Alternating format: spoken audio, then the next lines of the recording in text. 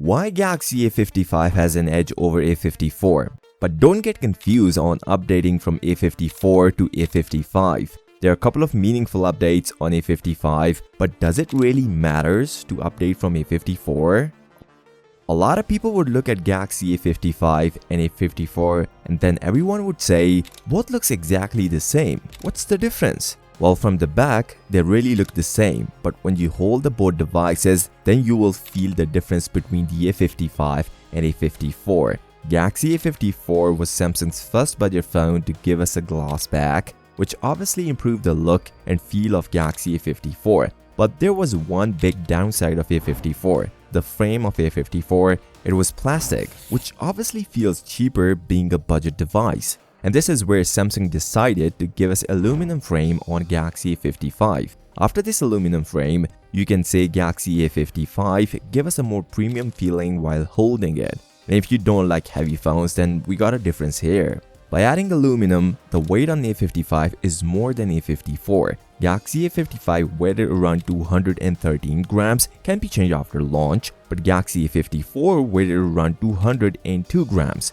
So 11 grams difference will be noticeable, but obviously it improves the durability on A55. Also, if you guys don't know, Samsung also added a new glass on A55. Yes, on the front we have Gorilla Glass Victus, which is much more durable compared to Gorilla Glass 5 on Galaxy A54. All in all, Samsung took a design from A54 and gives it a more premium look and feeling.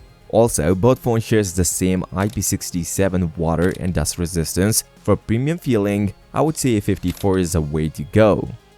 Who needs a bigger phone? Well, majority of people want a bigger and better display. Galaxy A55 will going to feature a bigger display compared to the Galaxy A54. It is expected Galaxy A55 will going to feature a 6.6 inches Full HD Plus 120Hz display compared to 6.4 inches Full HD Plus 120Hz panel. A55 is slightly larger in size compared to the A54, but the thing that matters is the resolution. It is still the same as A54.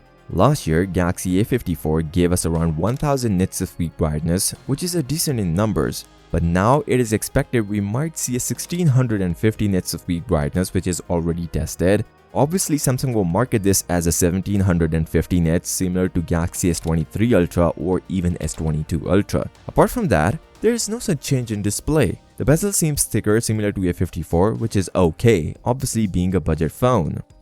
Last year, Galaxy A54 brings a new 50 megapixel main sensor and it seems like Samsung is sticking with the same sensor this year with the Galaxy A55. Obviously, it will come with a better optimization, but both will work similar. The other camera lenses are also same, 12 megapixel ultra wide and a 5 megapixel macro, also the same 32 megapixel selfie shooter.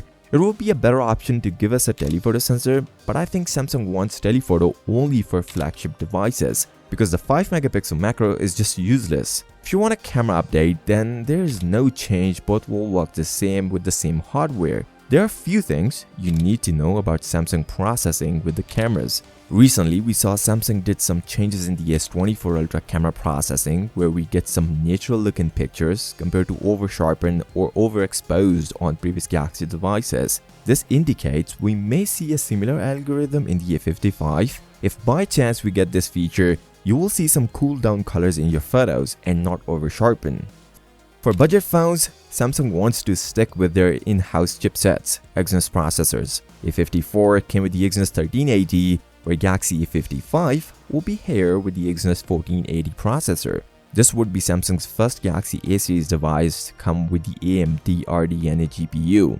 Although the history of these GPUs were not that great in S22 Ultra, but we can hope to get better cooling system in A55 to balance out the performance and heating issues at the same time. The bigger vapor chamber might be included in A55 for better performance. The Geekbench scores are also really interesting on both devices. Galaxy A54 scored 1161 single-core score and 3398 multi-core score. The single-core score is 18.5% better and 22.7% better in multi-core score, where A54 scored 979 single-core score and 2769 multi-core score. there is a significant update in performance, but you can only check these numbers in gaming and high-performance tasks. In daily life, both phones would give a similar performance.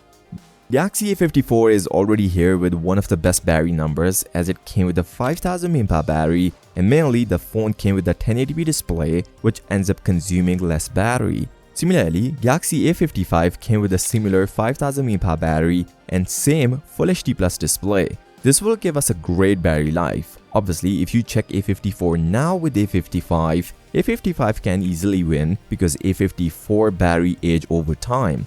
You can expect a similar battery life on A55. There are a few things you keep in mind. First, the power efficiency of a new processor, which will make a big impact on the battery life of A55. Second, Samsung's solution for heating issue, which has bigger vapor chamber. It also helps A55 to give us a better battery life compared to the A54. The charging speeds on both devices looks the same, 25W of fast charging, which is wired. Despite getting a glass back, A54 didn't came with the wireless charging. And we have the same story with the A55, no wireless charging for now.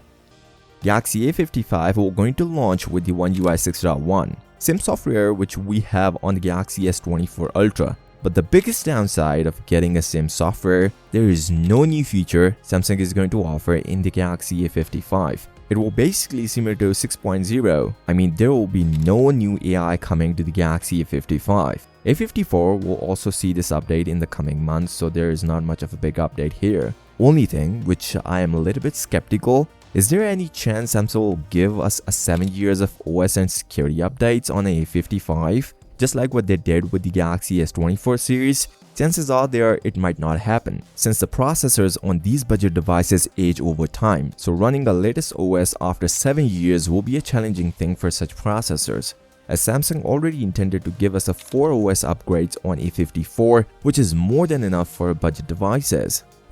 As these are budget phones, we can expect a similar price on both devices. Obviously, A54 will be cheaper now. The base price for some European market is around €480 and 50 for an extra storage upgrade. The interesting part, which only few people would know, Galaxy A55 will going to feature 8GB of RAM as a base model, compared to 4GB on A54. Some also suggest a 12GB of RAM on A55 as a top tier model, but I feels like it's not gonna happen. And there is no 512GB option for A54 and probably not with the A55. But you can get an option for expandable storage, which is a plus point. A lot of people complain about flagship devices not having this feature, but A55 has it. There are other comparisons you might came across and you may see some big changes, but here there are a couple of small changes on A55. If you need a better in-hand feel with a more premium look, with a new aluminum frame, a better performance, and a slightly bigger display, then sure you can go with the Galaxy A55. But if you want a camera update, then it is better to stick with the A54 and there is no need to update. Instead, look into other options like Galaxy S23 base model, the best competition since it will be now cheaper and you may get in the similar price as it is the flagship device from last year. With that said, if you guys want to see Galaxy A54 versus A53, then you should watch this video and I hope you guys are subscribed. I'll catch you in the next one. Peace out.